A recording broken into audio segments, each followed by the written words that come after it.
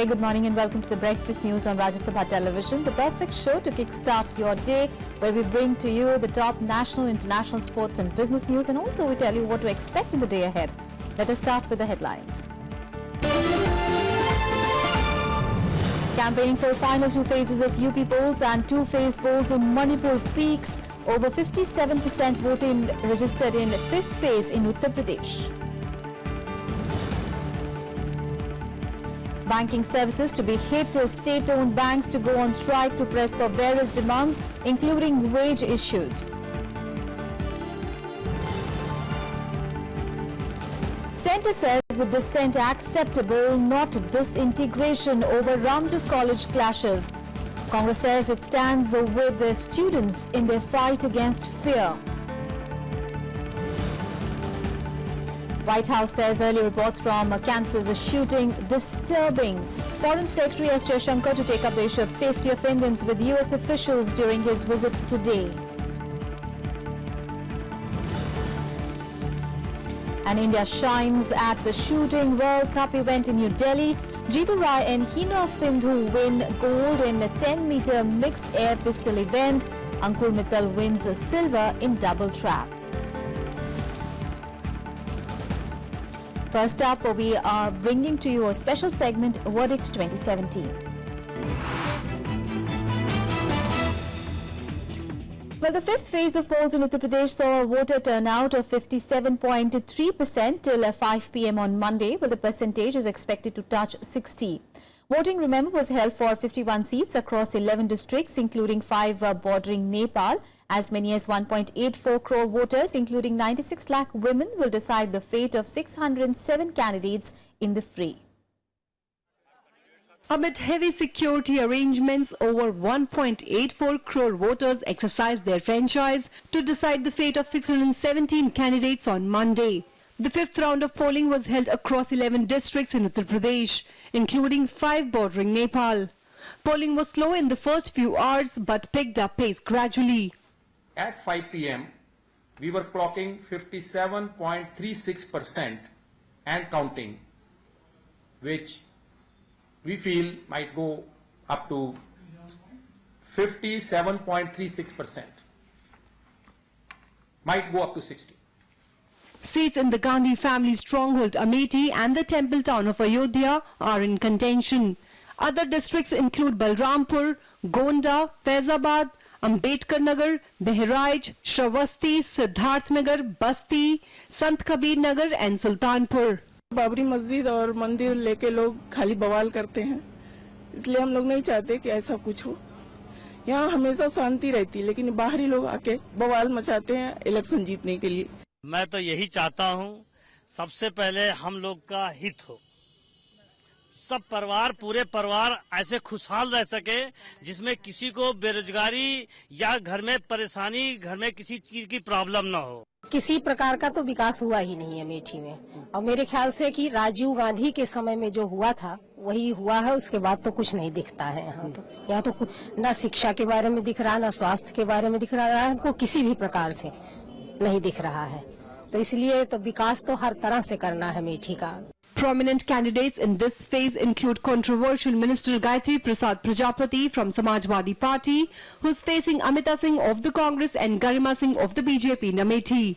5 साल में मैंने जो है जनता की सेवा की है और जनता पर विश्वास और भरोसा है, और निश्चित तौर से जनता जो है जिस तरीके से आंधी चल पड़ी सभी बूथों पर, एक गरीब किसान, मजदूर, नौजवानों सबकी दुआएं, आशीर्वाद है, और सब लोगों का एक सपना है कि उत्तर प्रदेश के मुख्यमंत्री अखिलेश यादव बनने जा रहे हैं और समाजवादी पार्टी की सरकार बन रही है।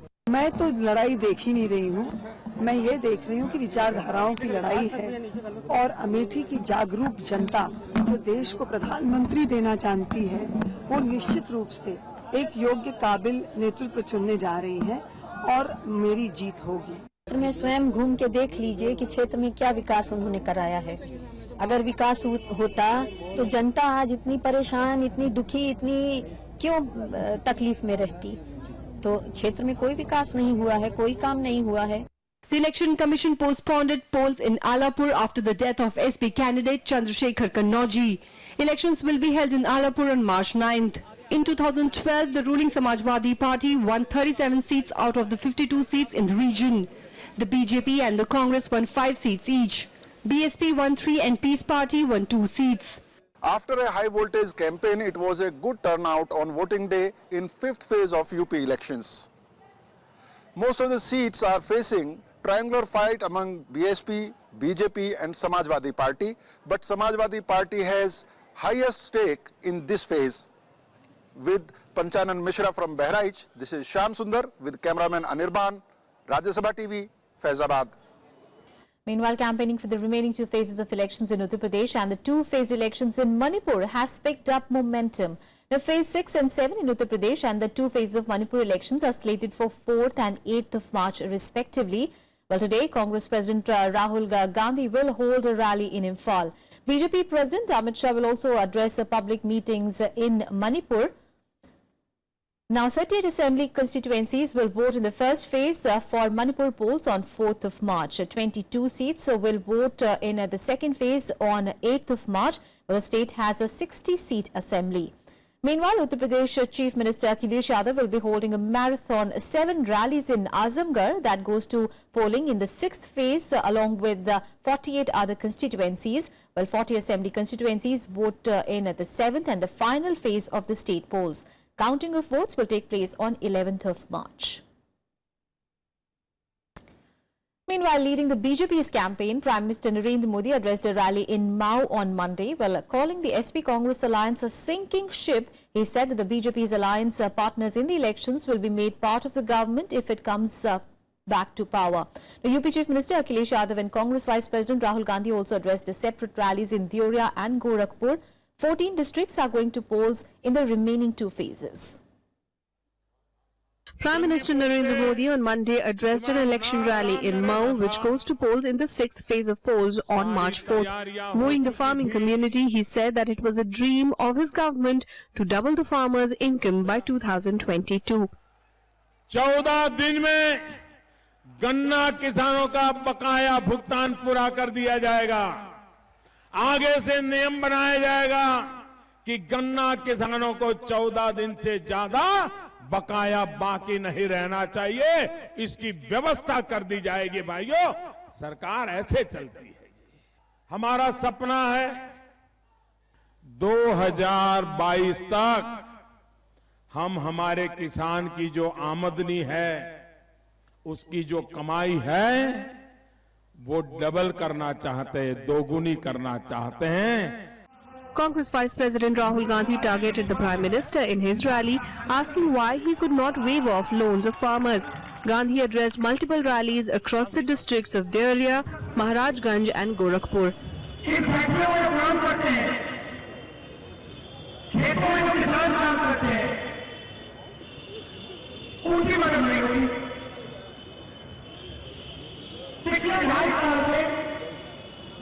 नरेंद्र मोदी जी ने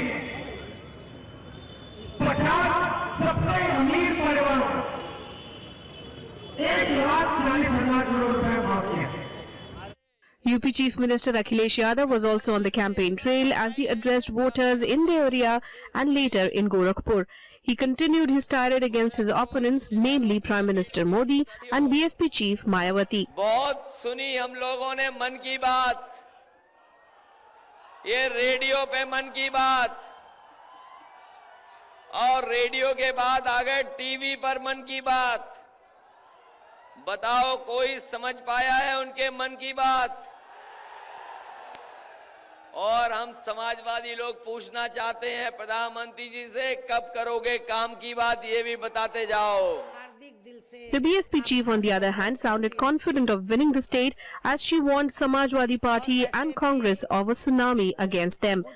विरोधी पार्टियों द्वारा मैनेज किए गए मीडिया व ओपिनियन पोल एवं सर्वे आदि में भी जबरदस्ती की अपने अपने पक्ष में हवा बनाने वाली इनकी खबरों से भी ये लोग गुमराह नहीं होते हैं, तो तब फिर इस चुनाव में बीएसपी को अकेले ही अपनी पूर्ण बहुमत की सरकार बनाने से फिर यहाँ कोई भी ताकत रोक नहीं पाएगी।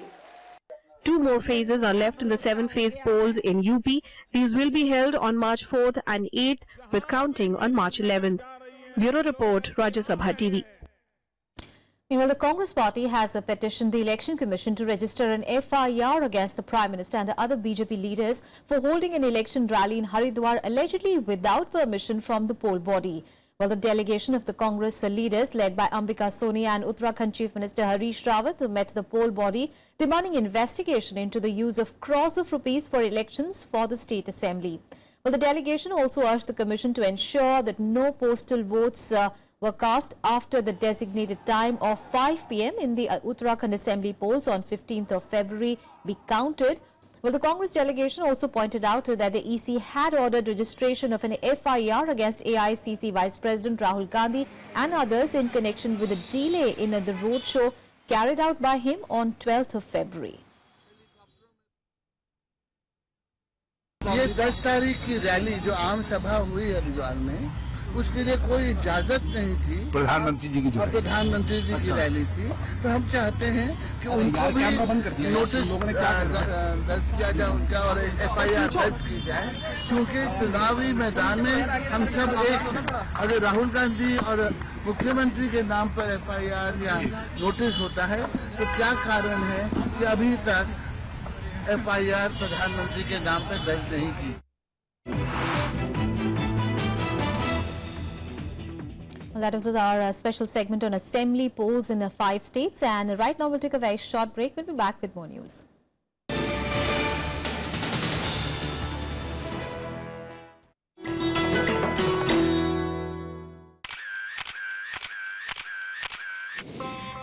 Hemkund Sahib, sacred shrine of the Sikhs, widely acclaimed for being the highest in the world, located in the Himalayas at an altitude of 15,200 feet.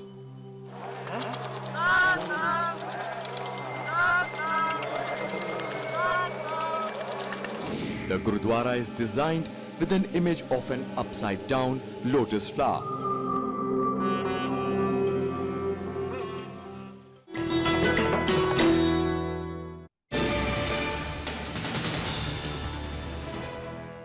Thanks for staying with us. Well, a political controversy has broken out over Kargil Mata's daughter Gurmehar Kaur's Facebook post. Now, a Delhi University student alleged that she had received rape threats. Well, after lodging a complaint with the Delhi Commission for Women, she has been now provided security.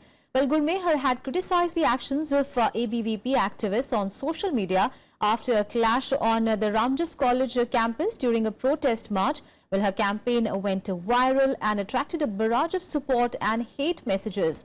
Well, in a Twitter message, now Minister of State for Home Kiran Jitu asked, who's polluting this young girl's mind? Union Minister Venkaiah Naidu also said that freedom of expression does not mean liberty to advocate disintegration of the country. Meanwhile, Congress Vice President Rahul Gandhi tweeted, the party stands with students against what he terms as the tyranny of fear. Gurmehar Kaur is the daughter of Kargil Mata Captain Mandeep Singh. Well, the Congress called the threats to her as shameful and has also demanded action. ऐसा बात नहीं करना चाहिए जिससे भारत के लोगों का और भारत के सेनाओं का मनोबल गिरे। ऐसा कोई बात नहीं करना चाहिए। दूसरा है, अभिव्यक्ति का आजादी होता है, लेकिन इसका मतलब ये नहीं कि आप देश को टुकड़ा करने का नारेबाजी लगाएंगे। अब अफजल गुरु को सपोर्ट करेंगे, आतंकवादियों को सपोर्ट करेंगे। There are certain suitable, reasonable restrictions also placed. You cannot hurt other sentiments. You cannot hurt others' religious feelings. You cannot question the national unity and integrity. You cannot advocate separatism. Dissent, having a different opinion apart from the majority opinion, is agreeable. Dissent is agreeable, but not disintegration. Nobody can advocate disintegration. What is Ajadi? I really want to make there are people out there, very famous people, calling me, questioning my nationalism and calling me an anti-nationalist. They don't understand patriotism. This is not about politics. This is not about political parties. It is about students, our campuses being safe from violent threats. Okay, and it doesn't matter what organization it comes from. Campuses are supposed to be safe from any kind of threat. Second, it's that nobody, no matter who you are, no matter what association, organization you belong to, cannot threaten women with rape. That cannot happen. उन्होंने हमें screenshots भी दिए हैं जिसमें साफ दिख रहा है कि किस तरीके से कुछ लड़के उनके पीछे पड़ गए हैं और बार बार उनको रेप की थ्रेट्स दिए जा रहे हैं। ये बहुत ही ज्यादा शर्मनाक है और दिल्ली महिला आयोग ने इसके ऊपर तुरंत कॉग्निजेंस लिया है। हम लोग एक लेटर लिख रहे हैं, पत्र लिख रहे हैं पुलिस कमिश्नर को और हम चाहते हैं कि ये जितने भी लड़के हैं इनके खिलाफ तुरंत FIR दर्ज की जाए, इनको तुरंत अरेस्ट करा जाए। On to some other news now. Well, operations at public sector banks will be hit today as most unions have threatened to go on a strike. Now, most of the banks, including SBI, PNB and the Bank of Baroda, have already informed their customers that functioning of branches and offices will be impacted today. Well, the banks are going on a strike under United Forum of Bank Union, which is a body of 9 unions. Now, they are going on a strike to press for various demands, including accountability of top executives in view of mounting bad loans in the banking sector. The unions have also opposed the proposed labour reforms of the government and outsourcing of permanent jobs in the banking sector. Well, the employees have also demanded adequate recruitment in all cadres, stringent measures to recover bad loans and to take criminal action against willful defaulters. The functioning of the private lenders are expected to be normal except a delay in check clearances. We have given many communications to the government for the last 1.5 years, and we are protesting against these banking reforms. We are protesting against this labor law for the last 1 year, but we think whenever the demonetization process was going on, all our officers, all our employees, we have given our full effort for the successful implementation of this demonetization. And the Railways on Monday unveiled a new catering policy separating its cooking and onboard food distribution sections. Now flooded with complaints on food quality, the Railways replaced the existing policy, giving back onboard catering responsibility to IRCTC for majority of trains, including all the new ones. While releasing the policy, Railways Minister Suresh Prabhu said that now onwards meals for all mobile units will be picked up from the nominated kitchens owned, operated and managed by IRCTC. The zonal railways will manage static units except base kitchens and kitchen units. Allotment of minor catering units at all categories of stations will be done through open tender. There is a 33% sub-quota for women in allotment of each category of minor catering units.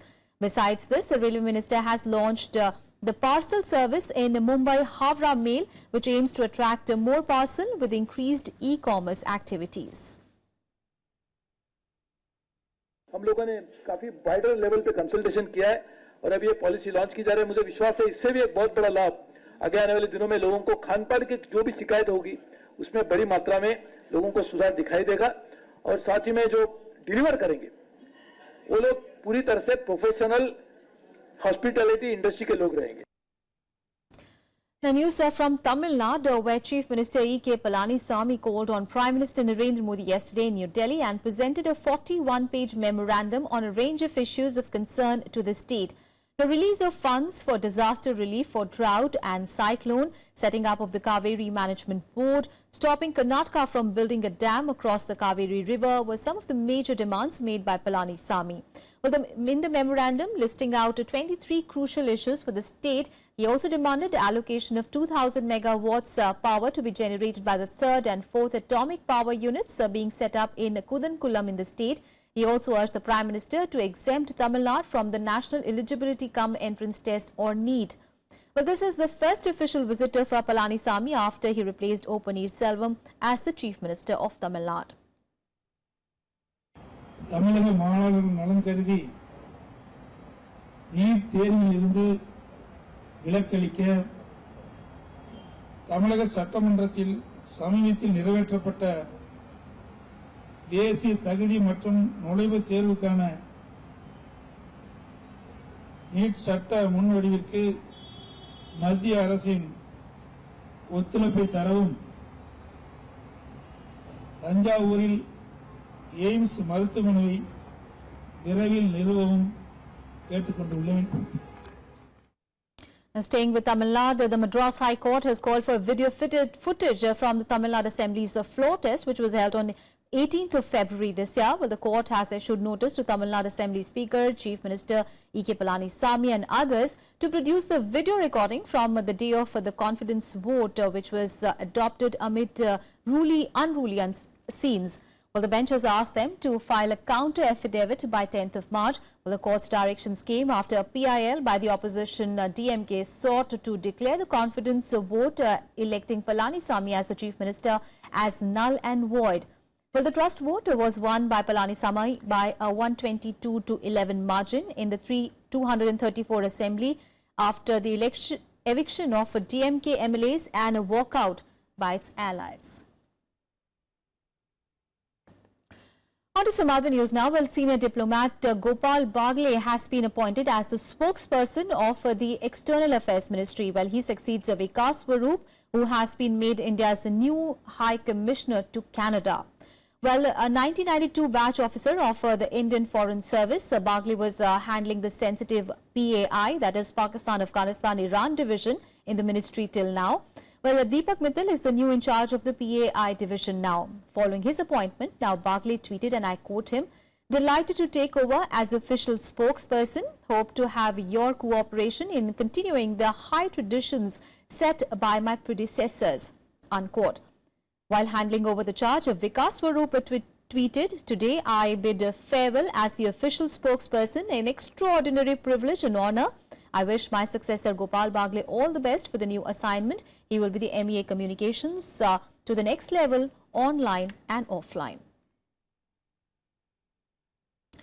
Meanwhile, the body of Indian engineer Srinivas Kuchibhotla, who was shot dead in a possible hate crime in Kansas, United States, was brought to his hometown Hyderabad for the last rites on Monday. Well, the government of Andhra Pradesh condoled the incident and has passed a resolution stating that restriction on H-1B visa is not a positive move. Well, the state government has also requested the centre to pass the resolution in order to safeguard the interest of Telugu-speaking residents in the United States. Meanwhile, the White House has said that early reports coming in from Kansas were disturbing. Former Democratic presidential nominee Hillary Clinton also called on President Donald Trump to step up and speak out against the shooting. Meanwhile, in Kansas City, hundreds of people took part in a prayer vigil to celebrate and condole the loss of Srinivas Kuchibhotla. Alok Madasani, another Indian who was wounded in the shooting, also attended the prayer meet. The President continues to condemn these and any other form of anti-Semitic and hateful acts in the strongest terms. From our country's founding, we've been dedicated to protecting the freedom of our citizens' rights to worship. No one in America should feel afraid to follow the religion of their choosing freely and openly. The President is dedicated to preserving this originating principle of our nation. On behalf of the government of Andhra Pradesh, we are extending our deep gratitude for the demise of this young guy, Kuchibhotla Srinivas, and also Sri Alok, who injured seriously in this incident. Really, it is a very bad incident. It should not happen anywhere in the country. On behalf of the government of Andhra Pradesh, we have passed a resolution and sent to the central government that the reduction of H-1 visas is not good on part of the US, and also we asked the central government to remain and send the resolution to the US government also to safeguard the interests of Telugu-speaking persons of both Telangana and Andhra Pradesh. It's an isolated incident that doesn't reflect the true spirit of Kansas, Midwest, and United States. We are to ask all of you for tolerance of our diversity and for respect of humanity.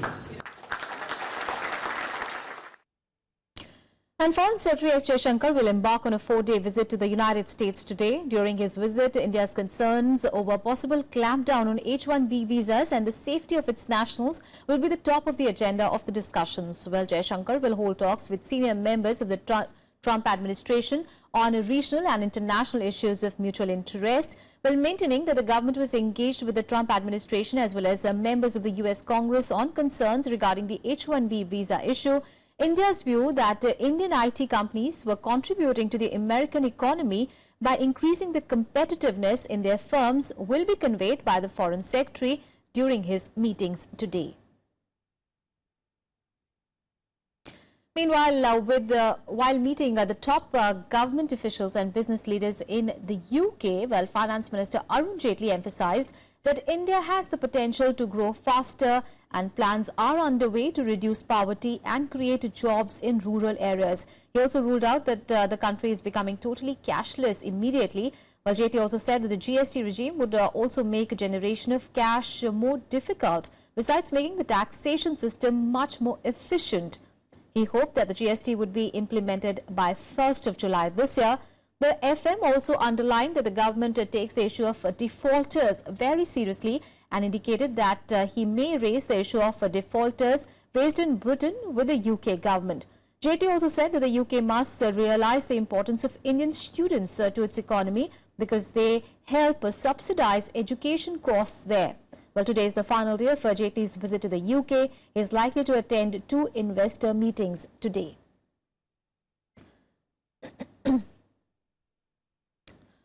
News from the United States now, and American military is all set for a big budget boost, with President Donald Trump promising a historic increase in the armed forces budget. Well, Trump is seeking to boost defense spending by 10% in his proposed budget plan for 2018. That will increase the defense spending by $54 billion. However, the administration will recover the sum through deep cuts elsewhere, including to the foreign aid.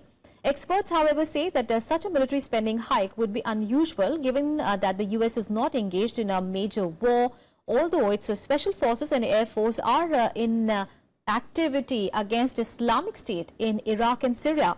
Well, the country already has the world's most powerful fighting force, and it spends roughly $600 billion annually, far more than any other country on defense. Well, the president will present his budget to the Congress in May. Now, the Congress, controlled by Trump's fellow Republicans, has the final say on federal spending. One of the most important responsibilities for the federal government is the budget of the United States. My first budget will be submitted to the Congress next month. This budget will be a public safety and national security budget, very much based on those two, with plenty of other things, but very strong. And it will include a historic increase in defense spending to rebuild the depleted military of the United States of America at a time we most need it. And some good news coming in from the sports section. Well, India has bagged 2 medals, a gold and a silver, at the Shooting World Cup in New Delhi on Monday. Well, in the 10 meters mixed team air pistol event, a duo of Jitu and Heena Sidhu clinched the gold for India, making it the first gold for the country in this event. Well, Jitu teamed up with Heena to finish ahead of Japan's Yukari Konishi and Tomoyuki Masuda 5-3. In the men's double trap event, Ankur Mittal brought the second medal of the day, winning the silver medal. Well, 24-year-old Mittal finished second on the podium after he tallied 74, one behind gold medal winners James Willett of Australia. Earlier at his ongoing World Cup, Pooja Ghatkar had won the bronze medal for India in the 10 meters air rifle event. Now, Sports Minister Vijay Goyal congratulated the team for their wins.